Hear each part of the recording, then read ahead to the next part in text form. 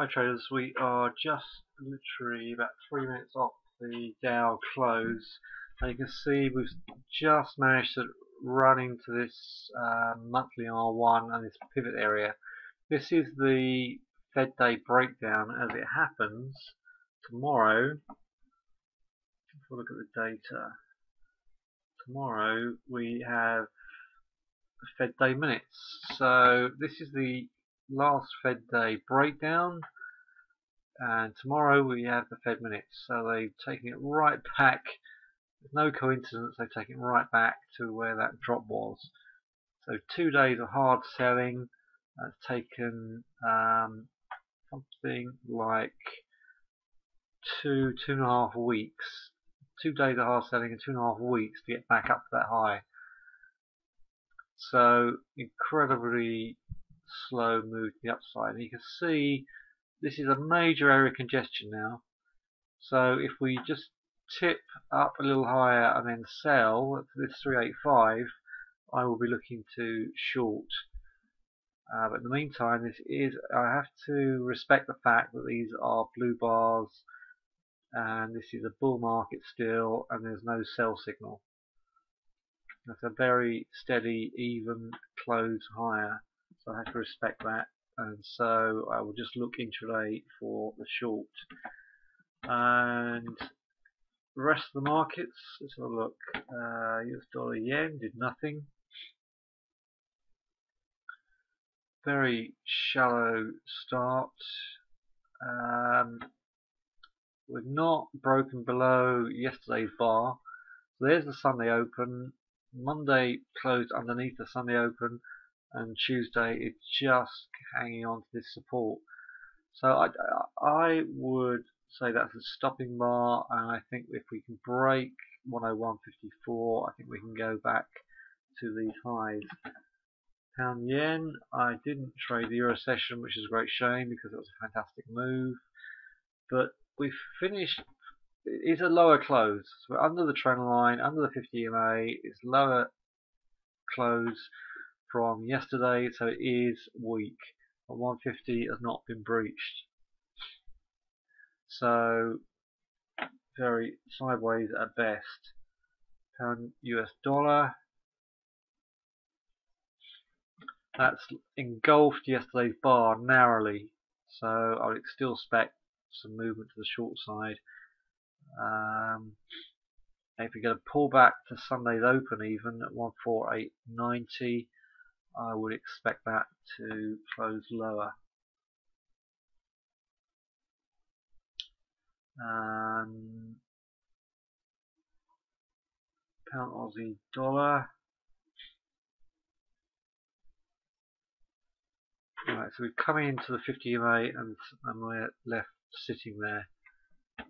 If we hold this tomorrow, I will buy that because it's the first time we've touched the 50 EMA since April 16. So if this is just a fade, then I would look for intraday movements to see if I can buy that and push that back up to 170. Euro yen, I said, was the better of the yen pairs. A little bit like the pound yen. We got an 8 and 20 EMA just sitting in the middle of that bar roughly. So it's a lower close, but it's just clinging on literally. If you look at it from a fibs point of view, we failed at this 130.35. So we're sandwiched here between the monthly period and that fib level, and that's the way we've been for the last 4 days. So we're getting into the summer doldrums, and we're just reacting to the occasional bit of news. CAD Swissies had a great day, phenomenal day. It's probably the best forex chart out there. So that is definitely a pullback to 91.70. You see 91.70, that is a lovely pullback. It's done extremely well running into that monthly R1. I've got out of that too soon. I ran that up to 91 and missed 140 points on that. Aussie US.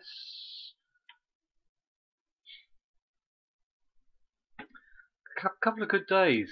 Off 90.40, that's 91.90. Yeah, I would even venture to say that's worth a pullback.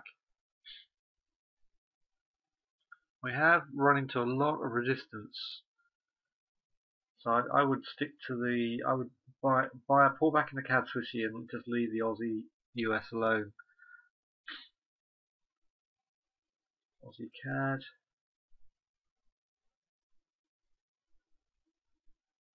That's not too bad. Nikkei. Sideways, sitting inside yesterday's range.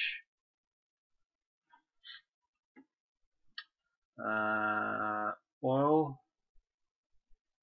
closed above yesterday's, so that's a pullback to 103. You've got Invents tomorrow.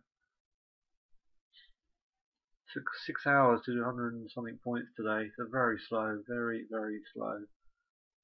CAD, US dollar CAD. Sideways to weak. Install Swissie.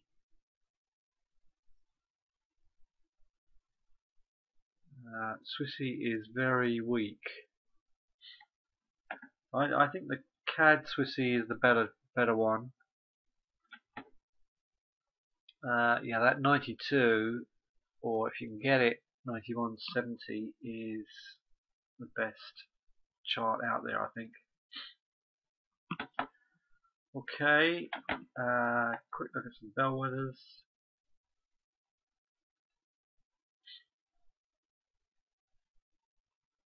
Vodafone is higher.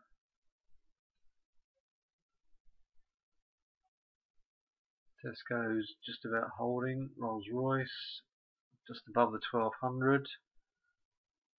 A lot of resistance there. That's trapped in this apex. So whichever way we close outside that apex could be the direction for the coming weeks. Lloyd's sideways to strong, and Barclays just holding above 300. Scottish and Southern is 1600. Nice move. Very nice move. Look at it, just a pure RSI strategy. Should have had you taking a break of 1480. Because if you look at the support along there, very, very good support.